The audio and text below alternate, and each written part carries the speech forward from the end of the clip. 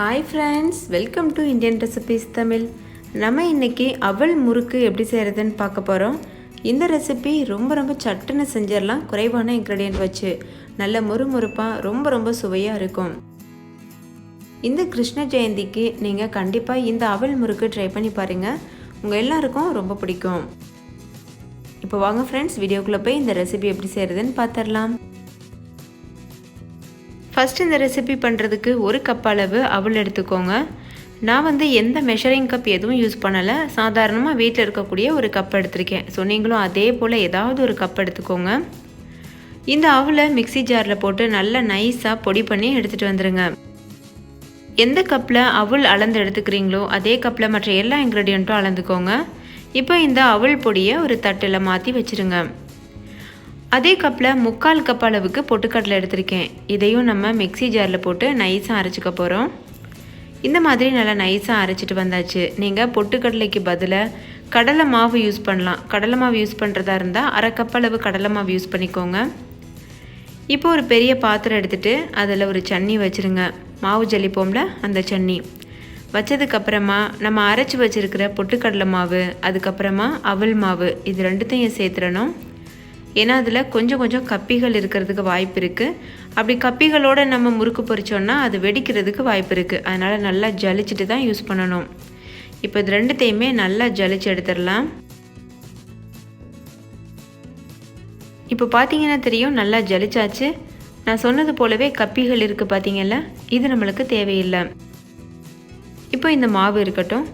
இதில் ஒரு கப் அளவுக்கு அரிசி மாவு எடுத்துக்கோங்க. நம்ம அவல் அளந்தோம்ல அதே கப்பில் அரிசி மாவு 1 கப்பு. இது பச்சரிசி மாவு எடுத்திருக்கேன். நீங்கள் எந்த அரிசி மாவு வேணாலும் எடுத்துக்கிறலாம். இல்லை கடையில் வாங்கக்கூடிய இடியாப்ப மாவு, கொழுக்கட்டை மாவு கூட நீங்கள் யூஸ் பண்ணிக்கிறலாம். இப்போ சேர்த்ததுக்கு அப்புறமா 1 டீஸ்பூன் அளவு மிளகாத்தூள், 1 டீஸ்பூன் அளவு ஜீரகம், 1 டீஸ்பூன் அளவு ஓமம், கூடவே சுவைக்கேற்ப உப்பு. நான் 1 டீஸ்பூன் அளவு உப்பு சேர்க்குறேன். சேர்த்துட்டு 2 டேபிள் ஸ்பூன் அளவு நெய் சேர்த்துக்கோங்க. நீங்கள் நெய்க்கு பதிலாக பட்டர் கூட யூஸ் பண்ணலாம். பட்டர் யூஸ் பண்ணுறதா இருந்தால் ரூம் டெம்பரேச்சர் வந்ததுக்கப்புறமா யூஸ் பண்ணிக்கோங்க. இதெல்லாம் சேர்த்ததுக்கப்புறமா நல்லா இதை ஒரு தடவை மிக்ஸ் பண்ணி எடுத்துக்கோங்க. நல்லா மிக்ஸ் பண்ணதுக்கப்புறமா இதில் 2 கப் அளவு நல்ல சூடான தண்ணியை சேர்த்துக்கோங்க. தண்ணி நல்லா கொதிக்கணும். அந்த கொதிக்கிற சூட்டில் இருக்கணும்.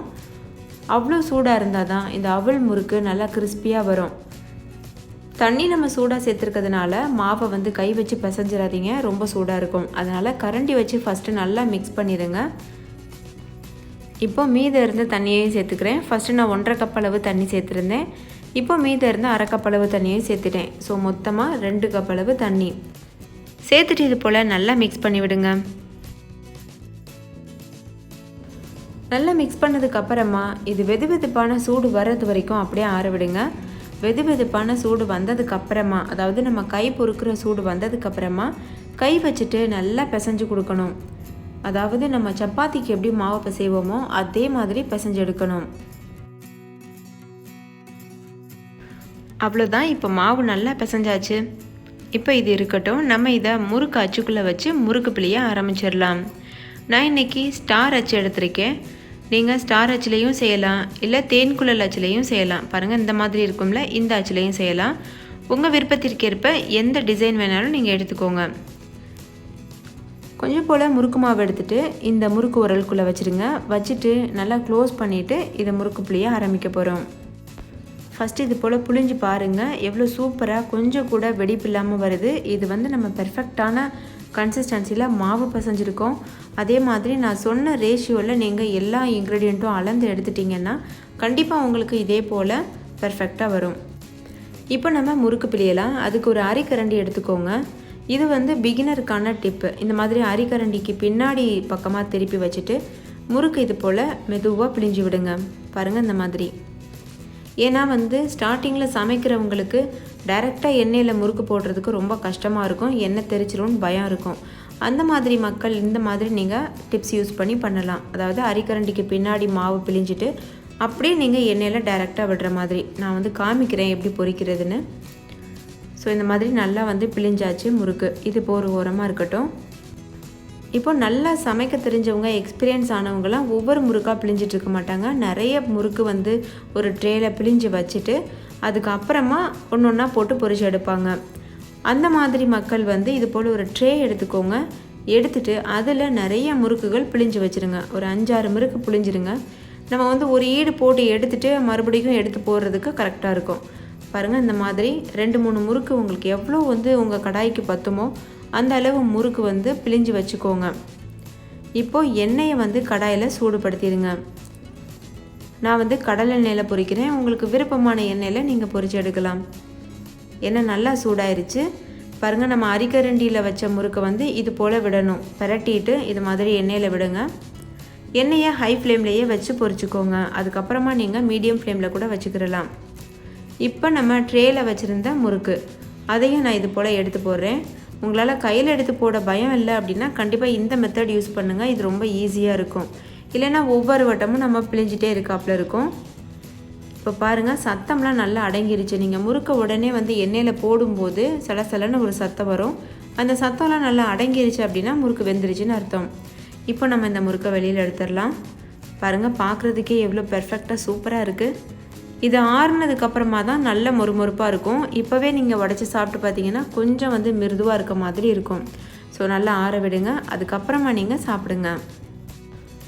இப்போ ஒரு ஈடு முறுக்கு நான் வந்து பொரித்து எடுத்துட்டேன். மீதி இருக்க எல்லா மாவையுமே ஒவ்வொரு ஈடாக நீங்கள் வந்து பொரித்து இது போல் எடுத்துக்கிறணும். ஸோ இதே மெத்தடில் மீதி இருக்க எல்லா முறுக்கையும் நம்ம பொரித்து எடுத்துடலாம். அவ்வளோதான் ஃப்ரெண்ட்ஸ், நம்மளுடைய அவல் முறுக்கு சூப்பராக இன்ஸ்டண்ட்டாக தயாராகிருச்சு. ஸோ கண்டிப்பாக நீங்களும் ட்ரை பண்ணி பாருங்கள். ட்ரை பண்ணிவிட்டு உங்கள் எக்ஸ்பீரியன்ஸ் எப்படி இருந்ததுன்னு கமெண்ட்லையும் கூட ஷேர் பண்ண மறந்துடாதீங்க.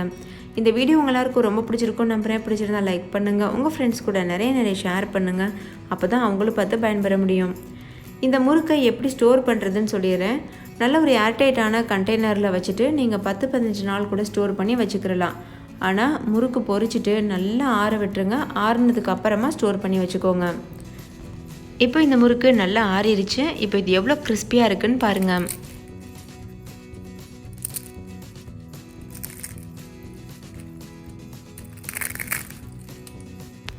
ஸோ ஃப்ரெண்ட்ஸ், இந்த முறுமுறுப்பான கிறிஸ்பியான முறுக்கை நீங்களும் கண்டிப்பாக ட்ரை பண்ணி பாருங்கள். முறுக்கு மாவெல்லாம் அரைக்காமல் நம்ம வந்து வீட்டில் இருக்க அவல், பொட்டுக்கடலை, அரிசி மாவெலாம் வச்சு ரொம்ப இன்ஸ்டண்ட்டாக சட்டுன்னு ரெடி பண்ணியிருக்கோம்.